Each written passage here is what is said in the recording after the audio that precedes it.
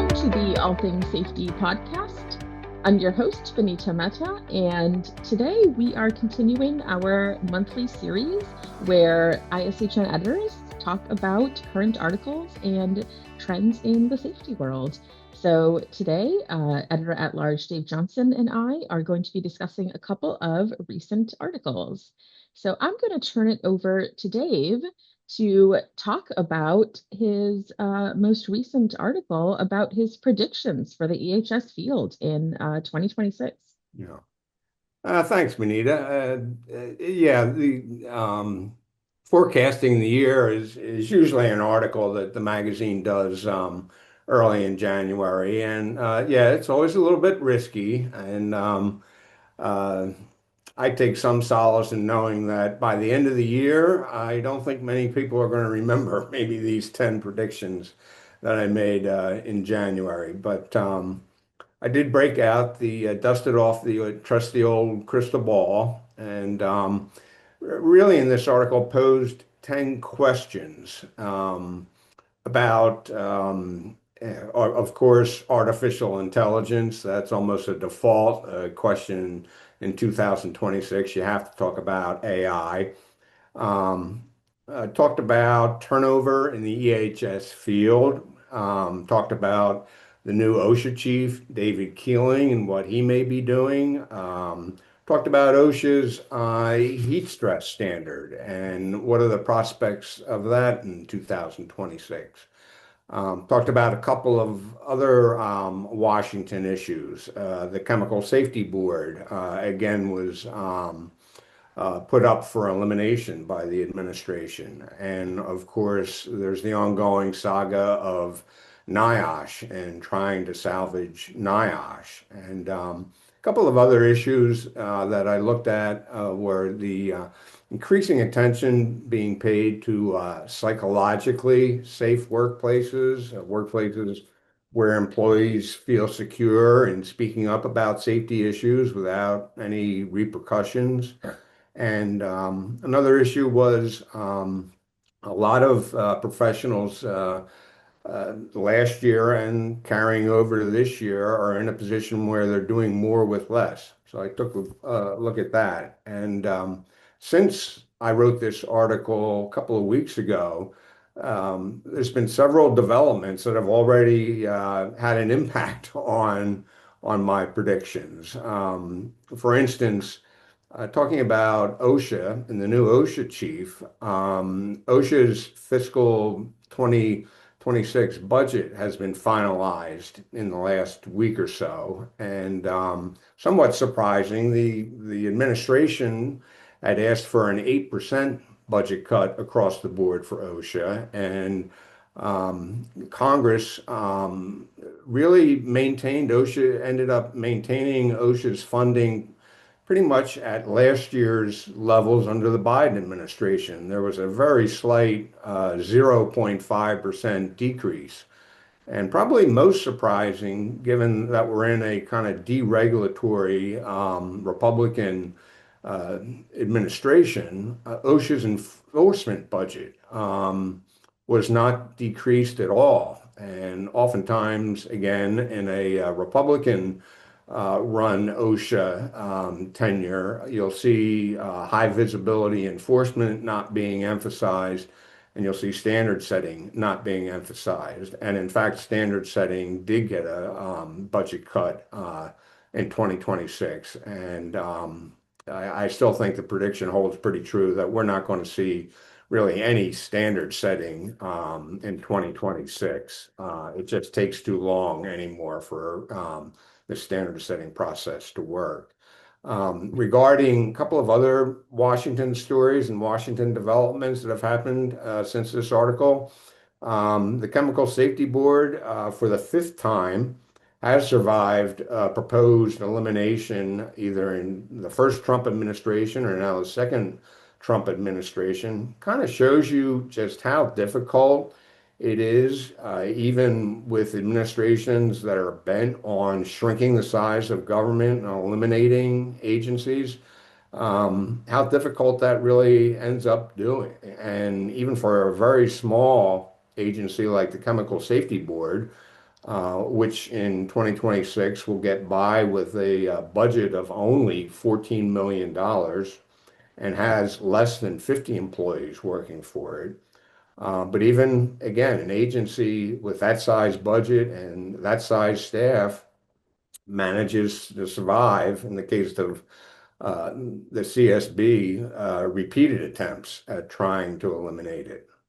Which leads us to OSHA, which was certainly the prediction I had for OSHA was that will OSHA be revived anywhere close to the level of its operation before 2025, given the really dramatic, almost I think 90% cut in its budget last year in 2025 in May. I guess it was April or May of last year.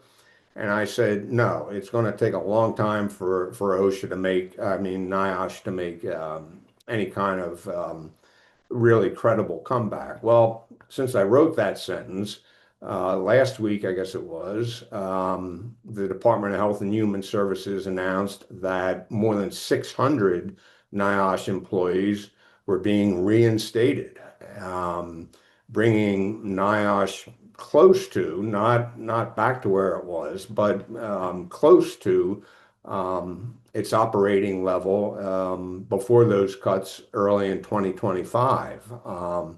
Certainly, this is a story that still has chapters to unfold because reinstating those employees first, it's not a given that all 600 or more are going to come back to NIOSH. NIOSH and other agencies still face funding questions going ahead in the next couple of years. And I've talked to people at NIOSH who are, saying,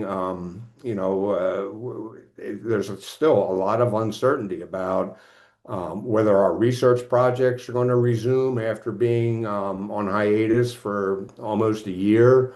There's still a question about, how many people are going to come back. So it's going to be a story that ISHN is certainly following throughout the coming year. And then the last thing that has come up since I wrote this article has to do with this idea of doing professionals making do with less resources and maybe tighter head counts and more difficulty adding to head counts. In the last week or so, I came across a survey of 260 EHS leaders. In this survey, the leaders were saying that they're facing increasing, their workloads have increased over the past 12 months. And this increase in workload, maybe it's one of the main factors is increased work in the area of sustainability. But there's also increased work in the area of emergency preparedness and some governance issues. And those, again, more than almost 300 EHS leaders said that this increased workload is making it more difficult for them to keep up with reporting, to keep up with some of their injury and illness prevention efforts. And in fact, many of them, the majority of those surveyed said that in the last year, injuries and illnesses in their workplaces had increased, in part due to the frustration over having to do more with less. But I'd like to end on a more positive note than that. So while this survey talks about the EHS pros who are experiencing struggles in their workplaces in containing injuries and illnesses, I think earlier this week, no, I guess it was last week, the Bureau of Labor Statistics made its annual announcement, this time for the year 2024, and the rate of injuries and illnesses nationwide across all workplaces for 2024 reached the lowest level in more than 20 years. You have to go back to 2000, well, exactly 20 years ago. You have to go back to 2004 to see levels of injuries and illnesses that low. So that's a bright note to start the year off on, Benita. Yeah, definitely. And related to your number one prediction, how will AI impact the EHS field? In 2025, ISHN conducted a challenge, if you will, for safety professionals. We did it through LinkedIn. We enlisted the help of a safety professional named Olga, and she helped us judge this competition. So every month, we chose a photo of a real workplace that Olga herself had taken in her work as an EHS professional. And we shared that on our LinkedIn. And we asked our LinkedIn members to reply and name every hazard and risk that they could find in this photo, every safety hazard, any sort of risk they saw in the photo. And then at the same time, we also asked AI. And it was an interesting thing to see kind of the difference between what AI says and what an actual human safety professional had to say. Benita, And can I ask you a question? mhm. Were you using ChatGPT or what AI platform were you using? Yep. So we used ChatGPT just to Okay. keep things kind of, keep sort of a set, platform so that across every challenge we stuck with ChatGPT, Okay. just to see, what they came up with. Plus, ChatGPT is pretty accessible to most I would people, the say it's free probably the version. most common platform that safety and health people are using right now. Yeah. Yeah, yeah, and I believe we just use the free version. Okay. So this does not reflect a paid or a higher, Yeah. model that might offer maybe potentially Okay. uh, better suggestions. So this was kind of a challenge just to see, many people are starting to dip their toes into AI. Uh, Mhm. Personally, I think more so, but professionally, it's definitely out there as well. Yeah. We see a lot of safety companies, software companies starting to have their own platforms, have their own AI platforms. In the past year, this has been a big thing, and so I see that growing, obviously, as you mentioned as well. And so in this challenge, we shared a photo with, they all had clear violations, standard violations. Most of these photos, these were not safe workplaces. Right. So we expected, ChatGPT is going to at least find a few of them. Um, so AI performed particularly well in a lockout tagout scenario in the June challenge.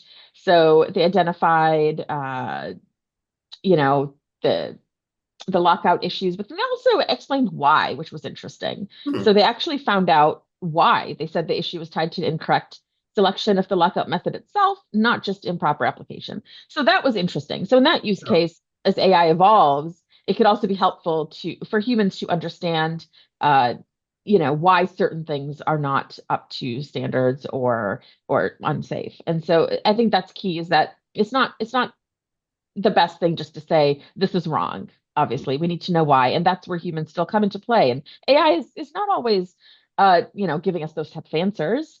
So the other thing is that AI often misidentified objects, What's an or they're example of that? so yeah. So for example, in February, AI claimed there were open paint cans in the photo, and they said that was a hazard. However, the paint cans were not open. They were clearly sealed in the photo that human readers could see. So that's one instance where AI saw something that was not there. Um, another similar case in May's photo, AI pointed out that there could be cables on the floor and people could trip over them. However, human viewers, saw the cables were mounted on the wall. There were no cables on the floor in the image. Ah. So, Hmm. so I think AI is taking the image and we're asking it to look at safety Yeah. issues and hazards, and they're just assuming that this is a workplace where cables could be on the floor. So I Okay. believe that's kind of what happened there. Again, maybe could be better with a paid version, but I'm not sure. So these were issues. Oh, also AI stated there was no eye protection in November's photo. Clearly there was someone using a face shield. Hmm. So I'm not sure what AI saw there, but Yeah, I was going to say it's interesting that AI could just miss something like that. Yeah. right, right. So these type of things you can't just blindly, take AI at face value. You can't just say, hey, Well, these things are safety issues that we need to address. yeah, I was going to ask you, Olga, the EHS professional who worked with you on this article, how did she answer the question that the title of the article is about? Can artificial intelligence replace an EHS professional? Yeah, so basically she says that she does think that AI is highly effective. She did say that on average, AI did identify more individual items than the humans did. Mhm. And this is because she says, because EHS professionals tend to filter out issues that they consider insignificant, Hmm. Okay. is what she believes. But at the same time, AI often finds things that aren't there, as we as Right. we discussed. But humans are also not immune to oversight. Obviously, this human error is a real thing, and sometimes small things that you see every day might be missed that you may Yeah. not consider big risks or hazards. And so Yeah. that was kind of where she identified places where AI could be helpful. But, she suggested that AI should be used as a secondary layer for view, obviously not replacing EHS professionals. So she does say that AI is highly effective. However, it still struggles with complex scenes, with sort of prioritization of risks, is what she Mhm. also mentioned. So a lot of workplaces or scenarios, you're trying to deal with risk management. Um, a lot of times you want to prioritize those risks and which ones are going to be need to be addressed immediately and which ones might take a little more time. And that's kind of something that AI cannot really help with. They also could not really distinguish standard violations Yeah. from hazards that were not necessarily standard violations. And then behavioral reasoning is a big one. Yeah. There AI cannot see or understand how a human behaves or would behave in Right. a situation that may create risk or may Yeah. create a Interesting. safety hazard. Yeah. So I think those are the big ones. And so, it's a big part of it is that humans, safety professionals, need to understand how the work is actually being performed and, what risks matter and how workers are using the space that they're in, whereas Yeah. AI is not considering all of these Yeah. scenarios. And so Context. basically, Yeah. yeah. So basically the answer was not a cut and dried yes or no, Right. but use caution. Interesting experiment though. I thought it was a really, It really, is. really I think fun it's, use of. I'm not familiar with magazines. Everybody's writing about AI, but I'm not familiar of a magazine taking the approach that you and Olga did and really involving readers in helping assess just how effective AI can be, in this case with imagery. Yeah. Yeah, and so the challenge is all still available. We have links in, there's an article that was recently published on our website with a detailed overview of the year-long challenge, and we still have all those images up on our LinkedIn. Mhm. So anyone can go look at them and see what AI recommended and what humans suggested as Yeah. well. So yeah. I think the timing's really good for what you did, Benita, because as you mentioned at the beginning, I think in surveys that I've seen, certainly most of the EHS world is at the beginning stages of an AI journey. Saw a survey that said less than 10% of EHS people work for organizations that are really scaling up in a fairly major way, significant way, AI for EHS applications. As you said, most EHS people are kind of in the beginning stages. Maybe they're testing with pilots, different products, but in a limited fashion. And I think there's still a lot of professionals that are still being educated before they even go out and pilot some products. The kind of education that you're offering with this series on uh, AI imagery is I think a really good tool that a lot of readers can use to just begin to understand or increase their understanding of what AI can do and maybe what AI can't do, at least at this point. Good story. Yeah, it's an interesting topic of conversation for sure. Yeah. So I think that will do it for this month. So yeah, tune in next month for some more discussions on recent safety trends in the safety world or news. I'm sure there'll be plenty to talk about. Yeah, look forward to talking to you.